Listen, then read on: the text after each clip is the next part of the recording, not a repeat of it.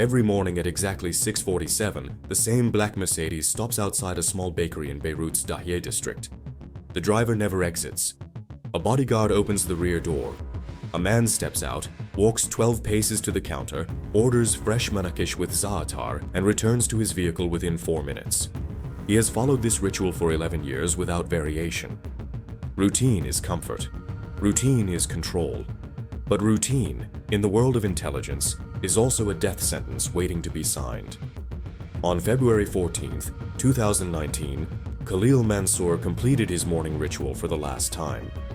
The bread he bit into contained something the baker never added to his recipes. 72 hours later, he was dead. No bullet wounds, no explosions, no witnesses, just a man who ate breakfast and never woke up again. This is the story of how Mossad spent 3 years transforming an ordinary neighborhood bakery into the most sophisticated assassination platform ever constructed, where flour became cover, ovens became surveillance hubs, and fresh bread became the delivery mechanism for a poison so advanced it still has no official name. But here's what makes this operation different from anything you've heard before. This wasn't a drone strike from thousands of feet above. This wasn't a car bomb detonated by remote signal. This was infiltration so deep, so patient, so methodical that the target never suspected a thing. Not once in 3 years. The assassins didn't sneak into enemy territory. They moved in, opened businesses, made friends, and waited. They became neighbors. They became trusted faces. And when the moment finally came, the killing was done with breakfast bread, served with a smile by a baker who had no idea he was handing over death. The target was not chosen randomly. Khalil Mansour had built his reputation across 3 decades of shadow warfare. Born in 1961 in the Bekaa Valley village of Brittle, he grew up during Lebanon's descent into civil war. His father worked as a mechanic in a small garage that serviced militia vehicles. His mother raised 7 children in a stone house without running water. Poverty shaped his childhood, but war shaped his character. By 15, he was running messages for militia groups, memorizing routes through mountains that Israeli reconnaissance aircraft could not effectively monitor. He learned to read terrain the way other boys learned to read books. By 20, he commanded a small unit that specialized in kidnapping Western journalists, operations that funded larger resistance activities. But his true talent emerged later, not in violence, but in architecture. The invisible architecture of terror financing. Western intelligence agencies first flagged Mansour in 1992 when intercepted communications revealed him coordinating weapons shipments from Iran through Syria into Lebanon. He operated differently than other Hezbollah logistics officers. Where others left traces, Mansour left nothing. His financial networks were built on personal relationships rather than electronic transfers. He used hawala brokers across 17 countries, moving millions through handshakes and coded phrases that no surveillance system could intercept. He never used email. He never used smartphones. He communicated through handwritten notes delivered by couriers who memorized messages and destroyed the paper before crossing checkpoints. The Americans called him the Architect. The Israelis called him Priority Omega. Both names reflected the same truth. Mansour was the man who made Hezbollah's rocket arsenals possible. His file at Mossad headquarters in Tel Aviv grew thicker each year. Surveillance photographs showed him meeting Iranian Revolutionary Guard commanders in Damascus hotel lobbies. Intercepted satellite calls placed him at weapons depots along the Lebanese-Syrian border. Financial forensics traced his networks through Dubai, Kuala Lumpur, Caracas, and the back rooms of currency exchanges in Istanbul. Yet direct evidence remained elusive. Mansour never touched weapons himself. He never transferred money electronically. He never spoke on phones that could be monitored. He changed vehicles 3 times daily. He slept in different locations each night, rotating through a network of safe houses known only to his most trusted associates. His operational security was considered among the best in the Middle East. What made Mansour particularly dangerous was his role in Hezbollah's precision missile program. Following the 2006 war with Israel, Iran began supplying Hezbollah with guidance systems capable of transforming inaccurate Katyusha rockets into precision weapons. These weren't the random terror rockets of previous decades. These were GPS-guided missiles that could strike specific buildings, specific floors, specific rooms in Tel Aviv or Haifa. Israeli military planners had nightmares about what these weapons could accomplish. A single precision strike on the defense ministry, a rocket landing in the middle of Ben Gurion Airport, a hit on the Knesset during session. The scenarios were endless and terrifying, and Mansour was the man making them possible, one shipment at a time. Mansour coordinated the logistics that made this transformation possible. He arranged for components to be shipped through front companies in Malaysia, reassembled in underground facilities beneath the Bekaa Valley, and distributed to launch sites across southern Lebanon. By 2015, intelligence estimates suggested Hezbollah possessed over 150,000 rockets, many with guidance systems capable of meter-level accuracy. Mansour had made that arsenal possible. Every rocket was his signature, written in potential destruction. The authorization for his elimination passed through multiple layers of Israeli government. Legal advisors reviewed international law implications, drafting justifications that would never be made public. Military intelligence confirmed his operational role through sources that remained classified. Psychological profiles assessed his vulnerabilities. The Prime Minister's office approved the final order with a signature that meant death. But approval was only the beginning. The challenge was execution. Mansour lived in the heart of Dahieh, Hezbollah's stronghold in southern Beirut. The neighborhood was designed as a fortress against exactly the kind of operation Israel wanted to conduct. Narrow streets prevented vehicle surveillance. Tall buildings blocked satellite observation. Residents reported strangers immediately to neighborhood committees loyal to Hezbollah. Electronic jamming systems disrupted foreign communications across the entire district. Armed checkpoints controlled every entrance, manned by fighters who photographed license plates and memorized faces. Previous Israeli operations in Dahieh had relied on airstrikes, but those produced civilian casualties and international condemnation. The 2006 bombing campaigns had killed hundreds of innocents and generated images that damaged Israel's reputation for years. Mansour required something different, something invisible, something that would leave no evidence of Israeli involvement. Something that would make his death look like fate rather than assassination. The solution came from an unlikely source. A Mossad analyst named only Dahlia in classified documents noticed something in Mansour's surveillance file that others had overlooked. Every morning, without exception, regardless of weather or security alerts, he visited the same bakery. Al-Noor Bakery had operated on Rue Hamra al-Janoub for 43 years. The owner, Hassan Bazi, was 71 years old, diabetic, and struggling financially since his wife's death. His 3 sons had emigrated to Brazil seeking opportunities their homeland could not provide. He ran the bakery alone with 2 young assistants, opening at 5:30 a.m. and closing by noon. Dahlia's insight was simple but revolutionary. What if Mossad didn't try to penetrate Dahieh's defenses? What if they became part of the neighborhood itself? The idea was presented at a classified meeting in Tel Aviv. Senior officers were skeptical. 3 years for a single target? The costs would be astronomical. The risks of exposure compounded with every passing month. But Dahlia argued that traditional methods had failed repeatedly. Dahieh was impenetrable by conventional means. The only way in was to stop being outsiders, to become insiders, to transform from invaders into neighbors. The director approved the operation with a single condition: absolute deniability. If anything went wrong, Israel could never be connected. The operation would use only foreign passports, foreign money, foreign covers. Even the equipment would be untraceable. This was not just assassination. This was architecture, building something invisible that would exist for years before it was ever used. The operation that followed would take 3 years, cost an estimated $40 million, and involve over 60 operatives across 9 countries. It began not in Beirut, but in São Paulo, Brazil, where Hassan Bazi's eldest son, Mahmoud, ran a struggling import business. Mossad operatives approached him through a Brazilian intermediary, a businessman who owed favors to Israeli intelligence from previous dealings. They offered to invest in Mahmoud's company in exchange for a favor. They wanted an introduction to his father. Nothing more, just a name to drop, a connection to establish. Mahmoud, desperate for capital and estranged from his Hezbollah-supporting family after political arguments that had severed relationships, agreed without knowing who he was really dealing with. He wrote a letter to his father mentioning a Lebanese-Canadian businessman who might be interested in partnership opportunities. In March 2016, A man named Fadi Kouri arrived in Beirut on a flight from Montreal. His passport was genuine, issued by Canada to an identity that existed only on paper, supported by years of careful legend building. His backstory was meticulous, capable of withstanding investigation.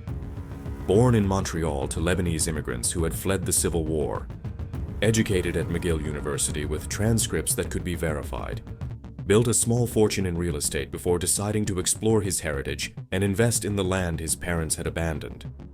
He rented an apartment in Hamra, the cosmopolitan district favored by diaspora returnees. He joined the local mosque, attending Friday prayers regularly. He began frequenting businesses in Dahye, always friendly, always curious, always generous with tips that made shopkeepers remember him fondly. He was patient in ways that seemed impossible. He never rushed. He never asked suspicious questions. He simply existed, becoming part of the fabric of daily life. Within 6 months, he was a familiar face in the neighborhood. The Lebanese Canadian who loved his heritage. The businessman looking for opportunities. The generous customer who always had time for conversation. Fadi's primary target was Hassan Bazi. He visited Al Noor Bakery repeatedly, always ordering the same thing Mansour ordered, manakish with za'atar. He complimented Hassan's recipes with a specific praise that showed genuine appreciation. He asked about the old man's sons, listening to stories of estrangement with apparent sympathy. When Hassan mentioned his financial struggles, the rising costs of flour and fuel, the declining customer base, Fadi offered sympathy but no immediate solutions. He was building trust through patience, not executing an operation through haste. That would come later, when the foundation was solid enough to support what followed. What none of the neighborhood residents knew was that Fadi was not alone. 3 other operatives had established positions in Dahye through similarly patient infiltration. A young woman named Layla worked as a seamstress 2 blocks from the bakery, having apprenticed for 8 months before opening her own small shop. She altered clothes for neighborhood women, listening to gossip, mapping social networks. A middle-aged man called Abu Sami ran a mobile phone repair kiosk near the main checkpoint, a position that allowed him to observe traffic patterns and occasionally clone devices brought in for service. A 4th operative, identity still classified, had obtained employment at a medical clinic where Hezbollah fighters received treatment. Together, they formed an invisible network gathering intelligence on Mansour's movements, his security details, his daily patterns. Every observation was transmitted through dead drops and coded messages to handlers stationed in Cyprus. The surveillance was exhaustive. They documented which bodyguard accompanied Mansour on which days. They noted the rotation patterns of his drivers. They mapped his routes from home to bakery. They observed his behavior inside Al Noor, where he sat, how long he stayed, whether he spoke to other customers. After 18 months of observation, they knew Mansour's morning routine better than he knew it himself. The breakthrough came in September 2017. Hassan Bazi collapsed in his bakery at 7:15 a.m., victim of a diabetic episode that left him unconscious on the flour-dusted floor. An ambulance took him to Rafik Hariri University Hospital. He remained hospitalized for 3 weeks, his condition complicated by kidney problems. When Hassan finally returned, weaker and visibly aged, he could no longer manage alone. Customer complaints increased. Revenue declined. The bakery that had survived civil war and Israeli bombardment now faced closure from an old man's failing health. Fadi Kouri made his move. He visited Hassan at his home, bringing gifts of fruit and medicine. He expressed concern that seemed genuine. And then he offered to become a silent partner, investing enough capital to hire staff, modernize equipment, and ensure the bakery's survival. Hassan faced a choice between accepting help from a man he had known for 18 months or closing the business his father had started in 1974. Papers were signed through a Lebanese lawyer who had no idea his client worked for foreign intelligence. Al Noor Bakery now had a hidden owner whose true employers operated from Tel Aviv. The renovation that followed appeared routine. New commercial ovens replaced aging equipment.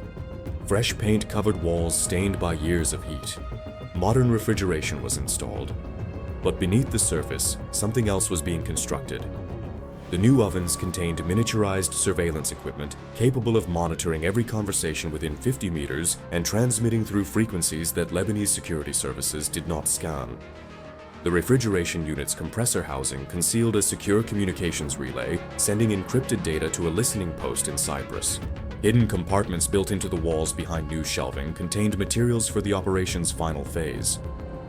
The renovation crew consisted entirely of operatives posing as Lebanese contractors, working at night after the bakery closed. The most critical modification was invisible to any inspection. A specialized container was built into the bread preparation area, integrated seamlessly into the stainless steel countertops. It was accessible only through a specific sequence of movements appearing to be normal baking procedures. This container would eventually hold the weapon that killed Mansour. For 18 months, Fadi and his network watched. The bakery operated normally. Hassan's health stabilized, business improved, and every morning at 6:47, Khalil Mansour arrived, walked his 12 paces, ordered his manakish, and ate at his corner table. His ritual never varied. Neither did the observation. The weapon chosen for Mansour was not a bullet or bomb. Such crude methods left evidence. Mossad's technical division had developed something far more sophisticated. A binary toxin compound becoming lethal only when its two components combined inside the human body. Component A was a synthetic protein, odorless, tasteless, chemically inert on its own. It could be added to food without detection. It accumulated in liver tissue without causing symptoms, remaining dormant until activated. Component B was an enzyme catalyst, equally benign in isolation, designed to trigger Component A's lethal potential. When both compounds entered the body within a 48-hour window, they initiated a cascade of cellular failures that perfectly mimicked natural cardiac arrest. Death occurred within 72 hours of Component B ingestion. Autopsy revealed nothing because compounds broke down into substances naturally present in human tissue. Toxicology screens detected nothing because they weren't designed to find what had never been documented. No laboratory on Earth could identify the cause. It was the perfect assassination tool. The plan was elegant. Component A would be introduced over several visits, accumulating in Mansour's system without symptoms. Component B would be delivered in a single dose during normal breakfast. By the time Mansour felt ill, he would be hours from death with no evidence pointing anywhere. On February 11, 2019, the operation entered its final phase. Fadi had returned to Canada months earlier. A new assistant named Youssef had been inserted through careful manipulation. The previous assistant received an offer to work in Dubai, too generous to refuse. Youssef's background was impeccable. His job was simple: prepare Mansour's order with one invisible addition. The morning of February 14th began like every other. Call to prayer echoed at 5:12 a.m. Hassan arrived at 5:30, started the ovens. Youssef arrived at 6 a.m. At 6:32, surveillance detected Mansour's vehicle approaching. At 6:47, the Mercedes stopped outside. The bodyguard scanned the street, saw nothing unusual. He opened the door. Mansour stepped out, walked his 12 paces, greeted Hassan warmly, ordered his usual. Youssef prepared it with routine movements, except for one invisible gesture introducing Component B into bread, already carrying accumulated Component A. Mansour took his corner table, scrolled through his phone, ate in 3 minutes 47 seconds. He complimented the bread, left a generous tip, returned to his vehicle. The Mercedes drove away. Surveillance equipment transmitted confirmation. Successful delivery. Timeline initiated. 72 hours. Mansour spent his final days conducting business.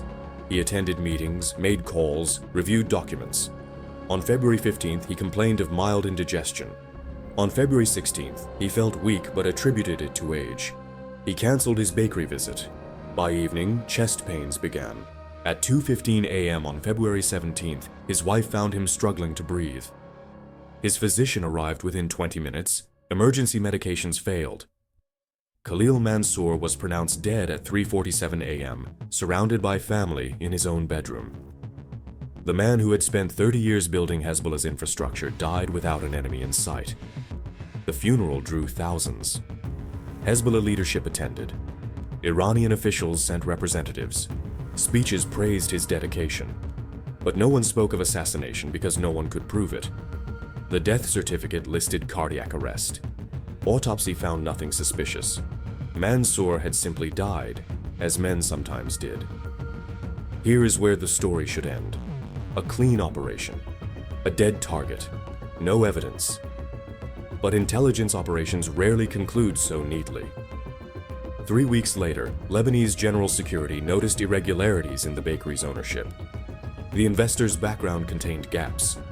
Phone records showed calls to Cyprus terminating at empty offices. Renovation contractors had disappeared. Hassan Bazi was detained for interrogation. For 6 days, officers questioned him. Hassan answered truthfully because truth was all he knew.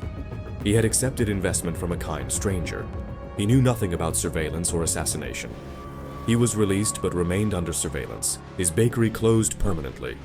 He died 8 months later, health broken by stress. Youssef vanished the morning after. His apartment was empty, identity revealed as sophisticated forgery. Lebanese intelligence traced him to Cyprus, then Athens, then lost the trail entirely. Hezbollah's investigation reached conclusions Lebanese authorities could not officially acknowledge. They suspected Israeli involvement from the moment Mansour collapsed, but suspicion without proof serves no purpose. The autopsy showed heart failure. There was no bullet, no bomb fragment, nothing that could be presented as proof of assassination. The exposure came from unexpected betrayal. In September 2019, a former Mossad contractor approached German intelligence. He had installed surveillance equipment without knowing the operation's full scope. When he learned what it was used for, conscience overwhelmed loyalty. His documents confirmed foreign intelligence involvement in modifying the bakery. They referenced a delivery system in food preparation areas. Germany shared documents with Lebanon through back channels. Investigation reopened, but by then, the bakery had been gutted during a mysterious break-in. Surveillance equipment removed, hidden compartments filled with concrete. Physical proof was gone. International response was muted. No government wanted to formally accuse Israel of an unprovable assassination. Hezbollah issued statements promising retaliation without specifics. The story faded from headlines. Within Mossad, the operation was considered qualified success. Mansour was dead. Networks disrupted. Precision missile programs slowed significantly. But the contractor's betrayal troubled planners. Future operations would require even greater compartmentalization. What made this operation historically significant was not the assassination, but the methodology. Previous targeted killings relied on speed and violence. Car bombs, drone strikes, commando raids, operations measured in minutes. The bakery operation represented evolution. A 3-year infiltration, transforming civilian infrastructure into weapons platforms. Patient cultivation of trust, making an elderly baker complicit in murder he never understood. A poison so sophisticated forensic science could not detect it. Time as weapon, trust as weapon, bread as weapon. Intelligence analysts noted implications. If a bakery could become assassination platform, what about restaurants, pharmacies, hospitals? If 3 years of preparation could create undetectable killing systems, how many such platforms already exist worldwide, dormant, waiting for activation? The question remains whether such operations make nations safer or perpetuate cycles that never end. Mansour's death disrupted Hezbollah's capabilities. But Hezbollah still exists, still possesses rockets, still threatens Israel. New coordinators emerged. New networks are being built. The war continues. The bakery on Rue Hamra al-Janoub stands empty now. Windows boarded, ovens cold. Neighborhood residents walk past without looking. Some remember Hassan and his fresh bread. Others remember only that something happened there, connected to violence defining their region. And somewhere in Tel Aviv, analysts study new files. New targets identified, new operations planned. The machinery continues, patient and precise, transforming ordinary places into extraordinary weapons. For Hassan Bazi's family, the aftermath brought only questions without answers. They knew their father had been used, but never understood how or why. The bakery that had supported 3 generations was gone. The family name was tainted by suspicion. Hassan died believing himself innocent, which was true. He was guilty only of accepting help from a stranger during a moment of weakness. In the shadow wars between nations, such innocence provides no protection. Khalil Mansour's sons inherited fragments of his legacy.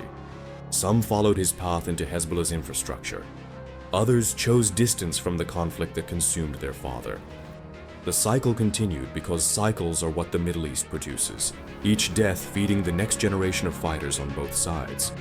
This is the world beneath the world we see, where bakeries become battlefields, where bread becomes poison, where trust is exploited, where death wears the face of morning routine. The cameras stopped recording. The operatives vanished into new identities. Another file closed in classified archives. And somewhere in the Middle East, another man follows his routine. Unaware his habits have been documented, vulnerabilities mapped, death calculated as mathematical probability awaiting authorization. If this investigation revealed something you hadn't considered, hit subscribe and tap notification. Drop your thoughts in comments. Do operations like this make the world secure or ensure violence never ends?